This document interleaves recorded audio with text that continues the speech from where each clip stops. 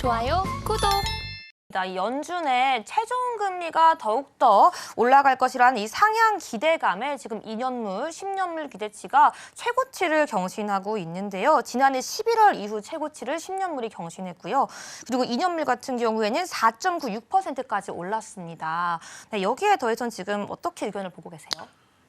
이제 국채 금리가 오른다는 거는 이제 최종 금리 상향 기대에 오른 건 맞죠. 지금 화면 보면서 좀 설명을 한번 드려보도록 하겠습니다. 자, 이 이슈는 여러분들 좀 다시 한번 더 중요하게 좀 생각을 해보셨으면 좋겠어요. 이거는 굉장히 중요합니다, 여러분들. 자, 지금 미 국채가 이제 가격이죠, 여러분들. 여기 보이시죠? 지금 금리가 아니에요, 가격이에요. 이해부터 먼저 한번 해봅시다. 자, 지금 미 국채가랑 미 국채에 대한 금리는 반비례 관계예요. 정확하게 반비례예요. 이 부분에 대해서는 제가 무방 때도 설명을 드렸다시피, 자, 채권이라는 종류 자체는 미래 금액이 확정이 돼 있습니다. 예. 제가 항상 비교를 하는 게 우리가 은행에 예치를 했을 때죠. 오늘 앵커님도 바뀌셨는데 새로 한번 질문을 해봐야 될 것 같아요. 네. 예.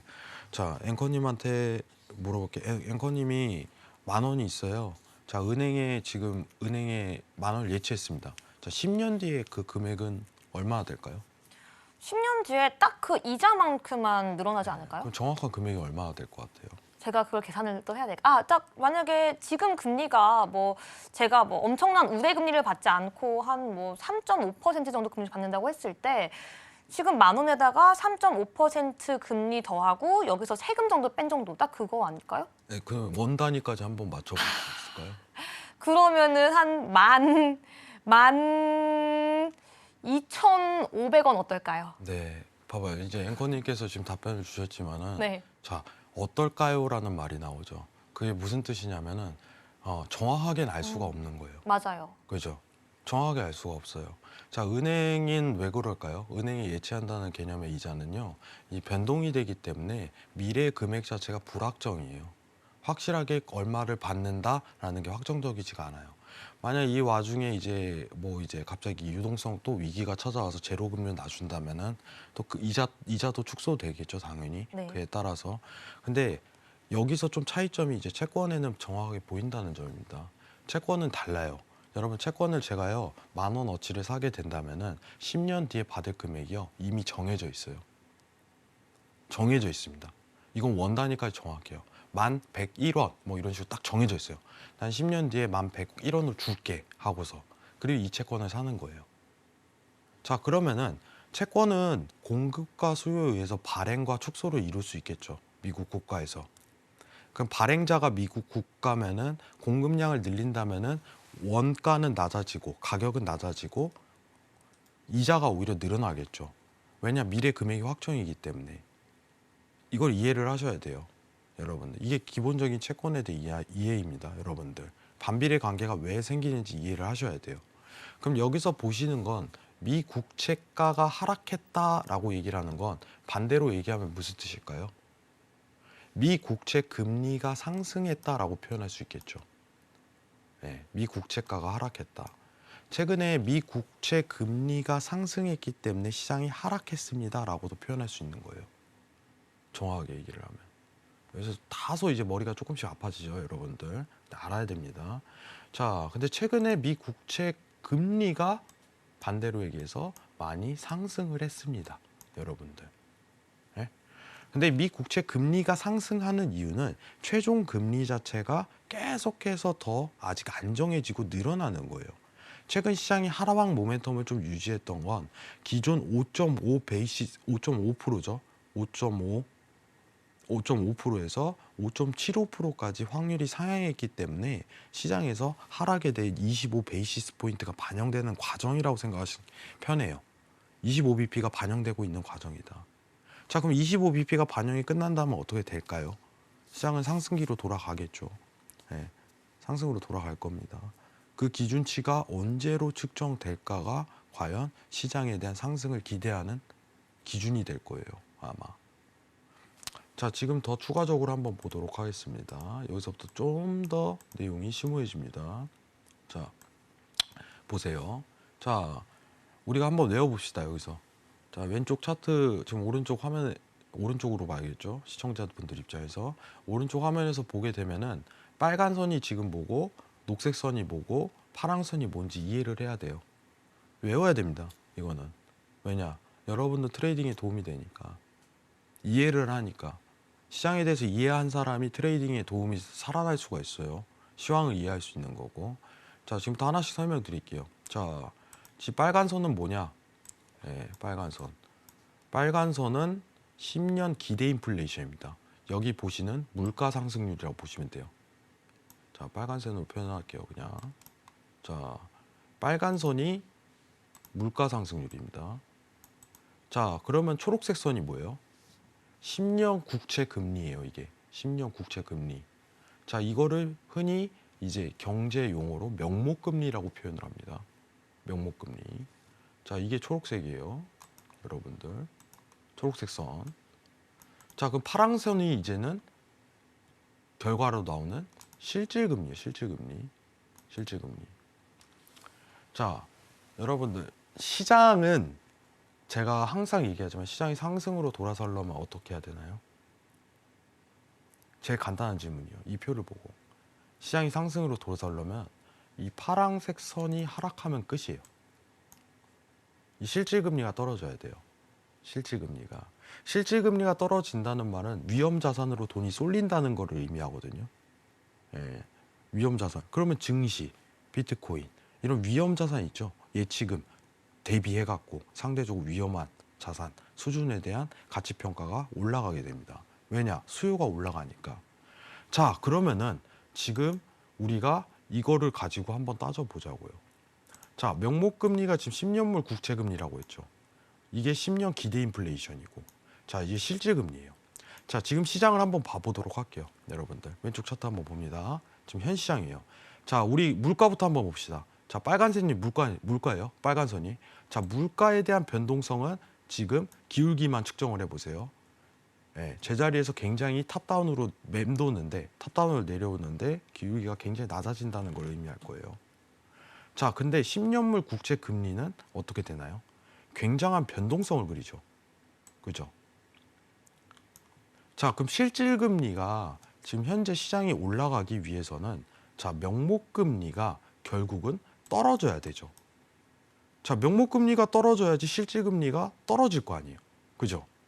명목 금리 빼기 물가 상승률은 실질 금리니까. 당연하죠. 여러분들 더하기 빼기는 하실 줄 아실 거예요. 자, 그러면은 지금 시장에서 주도적으로 뭐에 의해서 시장이 움직일까요? 하면은 정확하게 이 명목 금리에 의해서 시장이 지배당하고 있는 상황입니다. 왜냐? 물가는 그 변동성이 굉장히 약한데 국채 금리는 변동성이 굉장히 높거든요. 그러면은 시장은 결국 국채 금리에 의해서 움직이는구나. 증시가 다른 말로 하면 증시가 지금 현 상황에서 올라가려면 어떻게 돼야 돼요?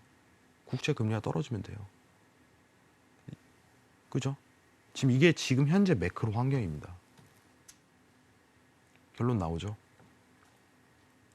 너무 앵커님한테 한번 질문해도 될까? 네, 질문하세요. 당황하실 편하게 것 하세요. 같은데. 네. 자, 지금 그러면은 네. 이제 앵커님은 좀 얘기를 해야 되는데, 자, 10년물 국채 금리가 그러면은 이 뉴스를 보면서 다시 한 번 더 얘기를 해봐야 될 것 같아요. 네. 자, 연준 최종 금리 상향의 10년물 국채 수익률 4%대라고 표현이 되죠. 네. 그죠? 그러면은 이거는 시장에 좋은 뉴스인가요? 안 좋은 뉴스인가요? 안 좋은 뉴스죠. 네, 이게 정확히 짚은 거죠. 지금 내용적으로 보면. 음. 왜? 국채 금리가 올라간다는 건 실질 금리가 올라가는 거기 때문에 증시의 수급이 빠진다는 거랑 똑같은 현상인 거예요. 예. 자, 근데 최종 금리에 대한 부분을 연장하고 상향이 된다는 건 국채 금리의 상승 요인이에요. 결국에는. 자, 우리 아까 전에 이슈 첫 번째 본 거를 기억하시기 바랍니다. 자, 물가가 시장을 지배한다라는 개념보다는 지금 국채 금리가 시장을 지배한다. 근데 국채 금리가 시장이 지배하는데 결국 국채 금리는 최종 금리랑 연결이 돼 있다라고 판단하시면 제일 편합니다. 최종 금리에 대해서 아직 지금 연준이 발표했나요? 시청자분들. 피봇은 안 나와도 돼요. 어차피 올해 피봇은 없습니다. 예, 이건 확정이에요. 이건 왜냐하면 파월 입에서 나왔기 때문에 번복을 못 합니다, 여러분들. 피봇은 나와도 내년에 나올 가능성이 높아요. 내년에. 그러면은 지금 피봇보다는 최종 금리만 가이드라인이 설정된다면은 시장은 상승기로 완전히 돌아섰다라고서 판단할 수 있는 거예요. 뭐 이따 차트에서 설명을 더 하겠지만은 아직은 이거에 대해서 안절부절하지 못합니다. 과연 최종 금리가 나올까 말까 하는 분위기만 좀 모색이 되는 거예요. 근데 전체적인 시장에 대한 분위기는 거의 다 왔다라는 분위기로 가고 있어요. 거의 다 왔다. 거의 다 왔다. 그게 3월이 될까 5월이 될까 시장 상승기 그 기준치예요. 아시겠죠? 자, 오늘 좀 정리를 하도록 할게요. 자, 미 국채가 하락. 미 국채가 하락. 최종 금리 상향의 10년물 4%대 이슈였습니다. 사실. 근데 최근에 최종 금리에 대한 매파적인 연준위원회 발언이 있었기 때문에 최종 금리가 이제 5.75로 올라가는 상황이 연출되면서 국채 금리가 올랐다. 그래서 시장이 떨어졌다. 실질 금리까지 연동하면 이런 판단을 내릴 수 있는 거예요. 아시겠죠? 이건 굉장히 좋은 뉴스입니다.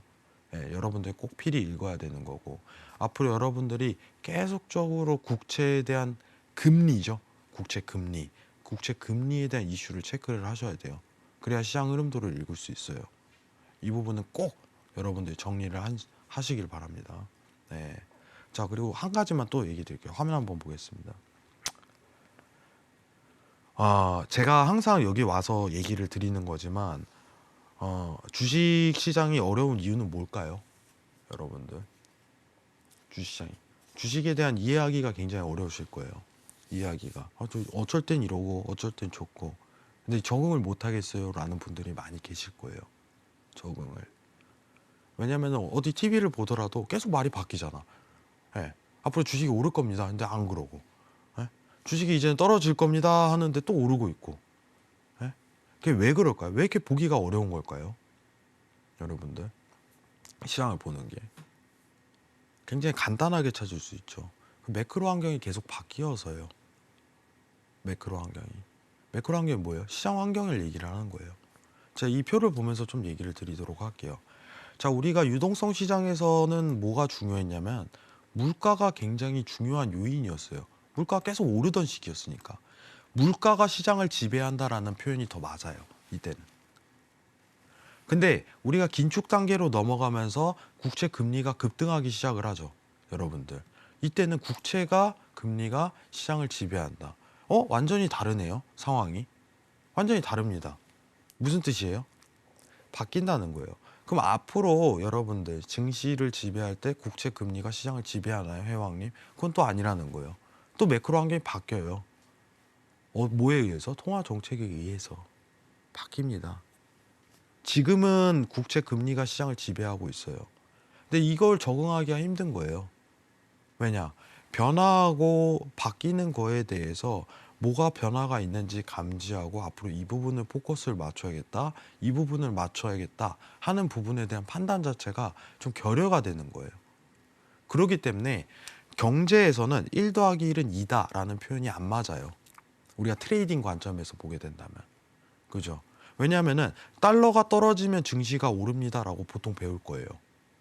맞죠? 근데 정확하게 트레이딩 관점에서 그게 성립이 안 돼요. 달러를 보고 미증시를 트레이딩하는 관점 자체는 적용이 안 됩니다. 여러분들. 달러가 떨어지면 당연히 수급이 증시로 들어오는 거 아닌가요? 라고 해서 원칙적으로 저희는 교과서처럼 배워요. 근데 실제 트레이딩에 접해버리면 달러를 보고 주식 트레이딩을 할 수가 없어요. 그죠? 제가 $1 관련해서도 크게 보지 않으셔도 괜찮습니다 라고 하는 이유 자체가 거기서 나옵니다. 제가 100% 이퀄 이게 맞다면 그 상황에 대해서 면밀하게 볼 필요성은 있겠죠. 근데 거의 그게 시장을 주도하지는 않아요. 마치 우리가 리먼 브라더스 사태라든가 금융 위기가 왔을 때 이제 $1가 팍 상승해 버리면 시장이 주저앉으니까 마치 이게 같이 움직이는 거 마냥 보일 뿐입니다. 그리고 언론이 그렇게 만드는 거고, 마치 이게 맞는 거 마냥. 근데 자세하게 공부를 여러분들이 하나씩 해본다면은 굉장히 다릅니다. 시장 상황이. 저는 여러분들이 앞으로 이거에 대해서 굉장히 적응했으면 좋겠어요. 이게 살아남는 방법이거든요. 예. 아시겠죠? 오늘 말이 조금 어렵더라도 여러분들 이해해 주시기 바랍니다. 알아가야 될 부분이니까. 이 뉴스 하나를 읽는데도 굉장하게 많은 걸 알아야 돼요. 여러분들. 국채 금리가 단순히 올랐네? 라고 하지만은 굉장히 세부적으로 보게 된다면 이 내용 자체가 빠져 있거든요. 근데 기본적으로 알고 있어야지 이 뉴스에 대한 완벽한 이해가 이루어지는 거예요. 이게 시황입니다. 이상입니다. 좋아요, 구독!